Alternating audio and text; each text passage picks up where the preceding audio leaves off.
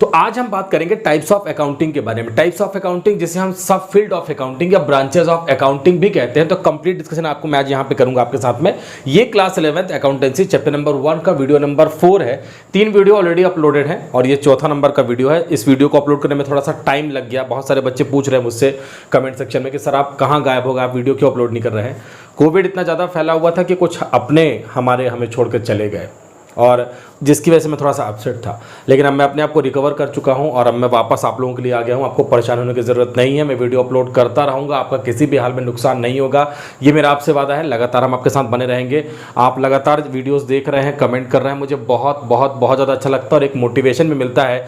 जब मैं इतना परेशान था कि हमारे अपने कोविड में हमें छोड़ कर चले गए, उस टाइम पर आपके मैसेजेस से ही मुझे काफ़ी स्ट्रेंथ मिलती रह गई और मैं अपने आप को रिकवर कर पाया। तो इसके लिए आपका सभी का बहुत बहुत धन्यवाद। और आज जैसे हम बात करने वाले हैं ब्रांचेज ऑफ अकाउंटिंग के बारे में, अकाउंट्स के बारे में। मैंने प्रीवियस वीडियो में भी आपसे एक बात बोली कि लाख मर्ज की एक दवा है। अगर हम अकाउंट्स प्रॉपर तरीके से मेंटेन कर लेते हैं ना, तो बहुत सारे क्वेश्चंस के आंसर हमें मिल जाते हैं। और यही आज हम जानेंगे कि ब्रांचेस ऑफ अकाउंटिंग मतलब अकाउंट्स को हम कितने तरीके से बनाते हैं और क्यों बनाते हैं। तो ये हमारा सब्जेक्ट मैटर आज का है। ये वीडियो नंबर 4 है।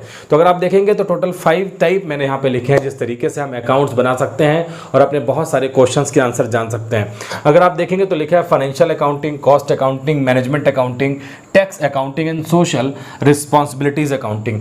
तो एक एक करके जानने की कोशिश करते हैं कि आखिर ये सब क्यों हैं और इनको हम क्यों बनाते हैं। सबसे पहले देखते हैं, लिखा है फाइनेंशियल अकाउंटिंग। और फाइनेंशियल अकाउंटिंग के बाद में मैंने ग्लिम्सेस लिखा है to find out financial position of the business. किसी भी बिजनेस के एंड रिजल्ट को पता करना या उसके बारे में हमें उसका कैलकुलेशन करना एक बहुत इंपॉर्टेंट चीज़ है, क्योंकि हम बिजनेसमैन हैं, हम बिजनेस कर रहे हैं। अगर हमें यही पता नहीं होगा कि हम बिजनेस करके कितना प्रॉफिट कमा रहे हैं, हमारे बिजनेस में कितनी की एसेट्स है, मतलब हमने कितना पैसा अपने बिजनेस में कैपिटल में लगाया है, हमने कितनी मशीनरी परचेस की है, कितना हमने फर्नीचर में लगाया है, कितने हमने इक्विपमेंट परचेस किए हैं वहाँ पे, और इसके अलावा हम बिजनेस में कितना गुड्स लगा के बिजनेस कर रहे हैं। इसके अलावा अगर हम बात करते हैं कि हमें किसको कितना देना है, हमारी लायबिलिटीज़ कितनी है, हमने किससे कितना लोन लिया है, तो बहुत सारे क्वेश्चन हैं, इन सबके आंसर आपको मिल जाएंगे। और यहाँ पे अगर आप देखेंगे तो लिखा है to find out financial position. किसी भी बिजनेस की फाइनेंशियल पोजीशन इन्हीं सारी बातों से निकल के आती हैं। आप बिजनेस करेंगे और बिजनेस का पैरामीटर सेट होता है बिजनेस के प्रॉफिट से। अगर बिजनेस का प्रॉफिट हर अकाउंटिंग ईयर में लगातार इंक्रीज हो रहा है तो मतलब बहुत क्लियर है कि आपका बिजनेस चल पड़ा है और आपके बिजनेस में बहुत सारा प्रॉफिट आपके लगातार मेहनत करने से हो रहा है। तो बिजनेस का फाइनेंशियल पोजीशन फाइंड आउट करना है, एग्जैक्ट वे में करना है, इसके लिए हम अकाउंटिंग बनाते हैं। मैंने आपसे पहले भी कहा अपने प्रीवियस वीडियोस में कि अकाउंट्स बनाने का मतलब वहां पे तुक्केबाजी नहीं है, हम अंदाजे में कोई भी काम नहीं करते हैं। हम जो बिजनेस में फैक्ट्स होते हैं, रियल फैक्ट्स होते हैं, उस बिजनेस ट्रांजैक्शन के बेसिस पे अकाउंट्स बनाते हैं। और अकाउंट्स बनाने के बाद में बिजनेस से एकदम एक्यूरेट प्रॉफिट, जितना एकदम प्रॉफिट निकल के आएगा कि भाई इतने लाख, इतने थाउजेंड, इतने हमें रुपीज़ का प्रॉफिट हुआ है, तो हम एग्जैक्ट फिगर फाइंड आउट कर सकते हैं। बिजनेस में कितना हम प्रॉफिट कमा रहे हैं, ये सारी चीज़ें हम जान सकते हैं। बहुत सारे अकाउंट्स हम बनाते हैं अपने फाइनेंशियल अकाउंटिंग में। हम पहले बहुत सारे लेजर्स अकाउंट्स बनाते हैं, उसके अलावा हम वहाँ पे at the end of year वहाँ पे फाइनल अकाउंट बनाते हैं, जिसमें हम ट्रेडिंग अकाउंट बनाते हैं, प्रॉफिट एंड लॉस अकाउंट बनाते हैं और बैलेंस शीट बनाते हैं। कुछ टेक्निकल चीज़ें हैं, मैं आपसे रिपीट कर चुका हूँ, प्रीवियस वीडियो में भी बता चुका हूँ कि बहुत सारे टेक्निकल टर्म्स हैं। और अभी तो आप चैप्टर नंबर 1 पढ़ रहे हैं तो बहुत सारे टेक्निकल टर्म आप लोगों को बहुत जल्दी समझ में नहीं आएंगे, लेकिन वादा है कि जैसे जैसे आप वीडियोस में आगे बढ़ते रहेंगे तो आपको बहुत सारे टेक्निकल टर्म्स समझ में आने लगेंगे। जैसा मैं आपसे कह रहा हूँ कि trading account, profit and loss account, balance sheet, तो ये थोड़ा सा सुनने में अटपटा लगता है क्योंकि हमने पहली बार अकाउंट्स पढ़ा और उसमें भी ऐसे भारी भरकम वर्ड सुनते हैं, लेकिन आपको परेशान नहीं होना, धीरे धीरे आपको पता चल जाएगा। तो फाइनेंशियल अकाउंटिंग, और फाइनेंशियल अकाउंटिंग में हम अपने बिजनेस का फाइनेंशियल पोजीशन भी पता कर सकते हैं कि फाइनेंस मतलब हमारे बिजनेस में कितना पैसा हमने लगाया है, किसको कितना देना है, किससे कितना लेना है, कितना प्रॉफिट है, कितने की एसेट्स है, कितने की लायबिलिटीज़ है। हम अपने बिजनेस की ग्रोथ को पता कर सकते हैं अगर हम सही तरीके से फाइनेंशियल अकाउंटिंग करते हैं। तो बहुत ईजी है फाइनेंशियल अकाउंटिंग। वहीं दूसरी तरफ अगर हम चलते हैं तो लिखा है कॉस्ट अकाउंटिंग। किसी भी बिजनेस में कॉस्ट अकाउंटिंग का होना बहुत बहुत ज़्यादा ज़रूरी है। ये ठीक ऐसा ही है कि अगर मुझे किसी गुड्स को बेचना है, अगर मैं बात करता हूँ कि मेरे पास ही वाटर बॉटल है और मैं सोचता हूँ कि इसे मार्केट में मैं सेल कर दूँ, इसका मतलब ये है कि सेल करने के लिए जब तक मुझे ये पता नहीं होगा कि ये बॉटल है कितने की, तो इसमें मैं अपना प्रॉफिट ऐड कर ही नहीं पाऊंगा। और अगर मैं अंदाजे में प्रॉफिट ऐड करता हूँ तो ये एक हमारे लिए डेंजरस बात हो सकती है, हमारे लिए एक सिग्नल खतरनाक हो सकता है। ऐसे में मुझे बॉटल की एग्जैक्ट कॉस्ट पता होनी चाहिए कि ये बॉटल मुझे कितने में पड़ रही है, और उसमें फिर इसका एक सर्टेन परसेंटेज में वहाँ पे प्रॉफिट ऐड करूँगा, क्योंकि मैं बिजनेस कर रहा हूँ, बिजनेस करने में मुझे प्रॉफिट ही कमाना है और बिजनेस करके प्रॉफिट कमाने के लिए ही मैंने बिजनेस किया है। तो जब मुझे कॉस्ट पता हो जाएगी किसी चीज़ की, वो मुझे कितने में पड़ी है, उसमें मैं उसका प्रॉफिट ऐड करूँगा और प्रॉफिट ऐड करके मैं उसको सेल्स कर पाऊँगा। तो कॉस्ट अकाउंटिंग ज़रूरी हो जाती है। कॉस्ट अकाउंटिंग में हम इस बात को भी कंट्रोल कर सकते हैं कि अगर हमारा जो एक हमने सोचा था कि भाई इसके ऊपर की कॉस्ट नहीं होनी चाहिए, अगर हमारी कॉस्ट उस अकाउंट के ऊपर जा रही है, उस अमाउंट के ऊपर जा रही है, तो उस अमाउंट को भी हम वहाँ पर कट डाउन कर सकते हैं। क्योंकि जब आप कॉस्ट अकाउंटिंग करेंगे तो आपको सारी चीज़ें दिखेंगी कि भाई इसकी कॉस्ट इतने रुपीज़ के ऊपर जा रही है।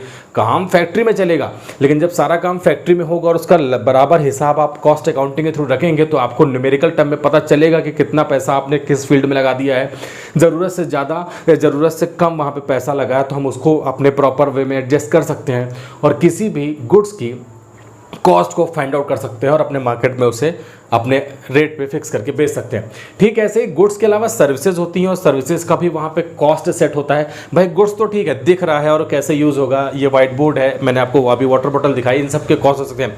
सर्विसेज का कैसे रेट फिक्स करेंगे, तो सर्विसेज के लिए भी स्टैंडर्ड बने हुए हैं। अगर हम सही तरीके से अकाउंटिंग करते हैं तो अपने सर्विसेज का, हम जो सेवाएँ दे रहे हैं उनका भी हम प्रॉपर अकाउंटिंग करके और उनकी एग्जैक्ट कॉस्ट निकाल सकते हैं और कॉस्ट का ही एक परसेंटेज वहाँ पे फिक्स करके प्रॉफिट ऐड करके हम कितने में उस सर्विसेज को या गुड्स को डिलीवर करेंगे, उसको सेल करेंगे, कितने में हम बेच के कितना प्रॉफिट कमाएंगे, ये हम निकाल सकते हैं अपने इस कॉस्ट अकाउंटिंग के बेसिस पे। तो अगर आप देखेंगे तो लिखा है to ascertain total cost and cost per unit.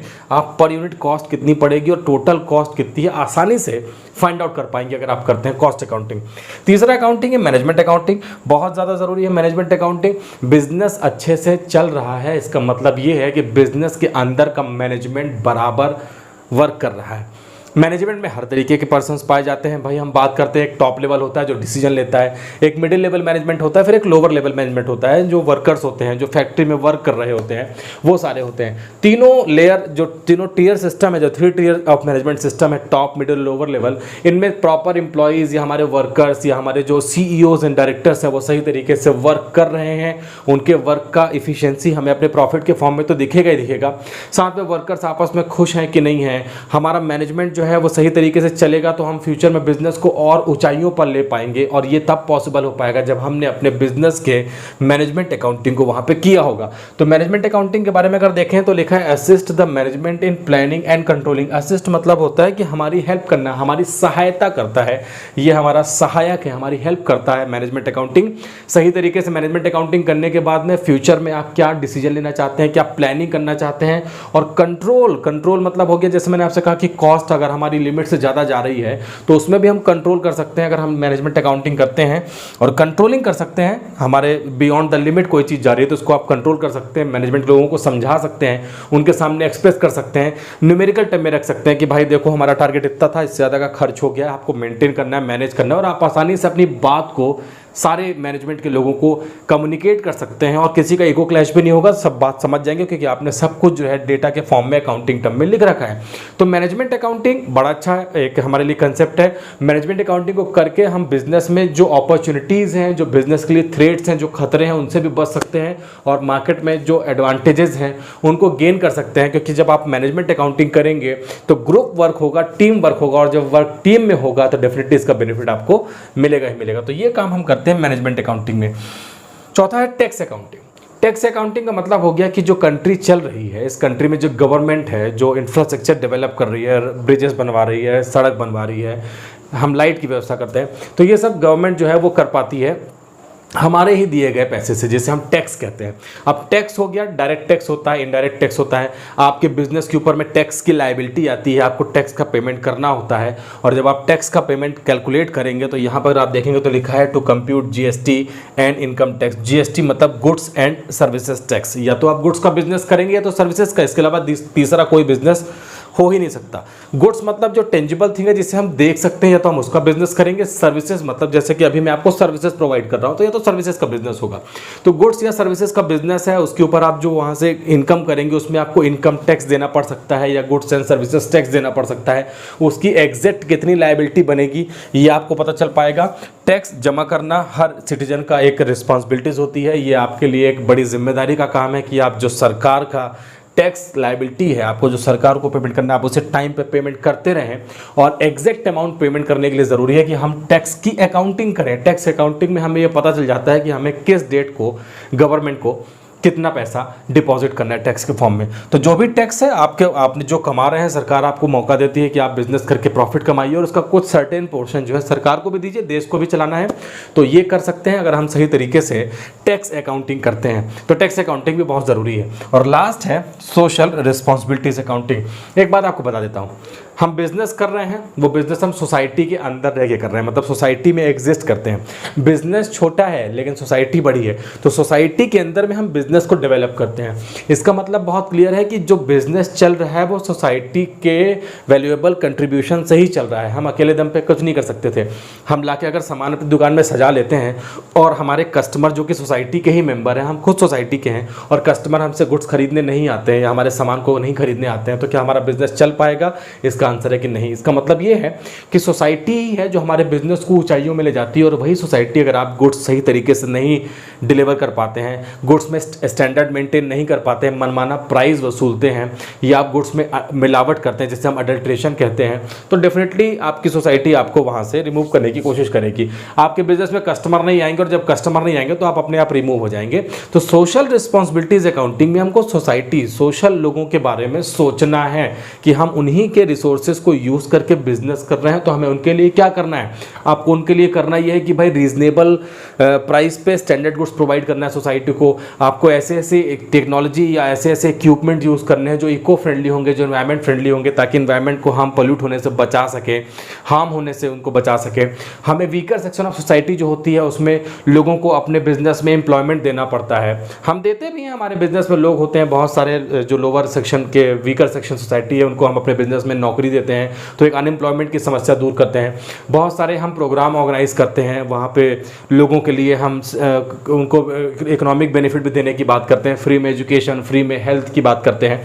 तो यहाँ पर ये सारी बातें चल रही हैं। और अगर हम सोशल रिस्पॉन्सिबिलिटीज अकाउंटिंग को देखें तो अगर मैं इसे टॉप में रख के बात करूँ तो गलत नहीं होगा, क्योंकि सोसाइटी है तभी बिजनेस है और बिजनेस सोसाइटी के अंदर रह के ही चल रहा है। बहुत सारी बातें हैं सोशल रिस्पॉन्सिबिलिटीज अकाउंटिंग में।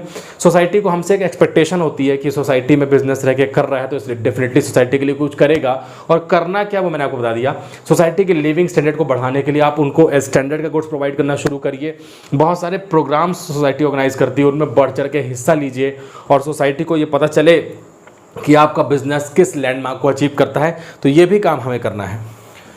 कंज्यूमर सेटिस्फेक्शन बहुत इंपॉर्टेंट होता है। हम जो प्रोडक्ट दे रहे हैं उसकी ड्यूरेबिलिटी इंपॉर्टेंट रहती है कि भाई हमने सोसाइटी को कोई गुड्स दिया, उसकी ड्यूरेबिलिटी कितनी रहेगी, वो कितना सेफ है, लोगों के लिए कितना ज़्यादा वो सेफ रहेगा।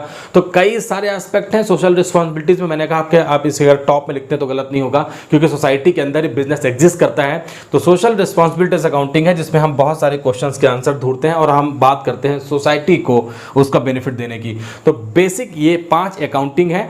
आई होप आपको समझ में आई होंगी 5 अकाउंटिंग हम क्यों करते हैं, और यही 5 अकाउंटिंग करके हम अपने बहुत सारे क्वेश्चंस के आंसर जान सकते हैं और अपने बिजनेस को कन्वीनियंट वे में आराम से करते हुए बहुत सारा प्रॉफिट कमा सकते हैं, बहुत सारे लोगों तक खुशियों को बांट सकते हैं। तो ये है हमारे लिए video number 4 branches of accounting का। 5th नंबर के वीडियो में कुछ और लेकर फिर हम धीरे से चैप्टर 1 को क्लोज करेंगे और चैप्टर नंबर 2 की तरफ मूव कर जाएंगे। बिजनेस सीरीज के भी चैप्टर नंबर 1 के वीडियोज अपलोड होने वाले हैं, आप उन्हें भी देखते रहिए और ऐसे ही अपना प्यार मेरे तक बना के रखिएगा। चैनल को सब्सक्राइब जरूर करिएगा और वीडियो को ज़्यादा से ज़्यादा शेयर करिएगा। नेक्स्ट वीडियो में फिर मिलते हैं। आप अपना ख्याल रखिएगा और आपसे फिर मैं जब मिलता हूँ। Bye bye.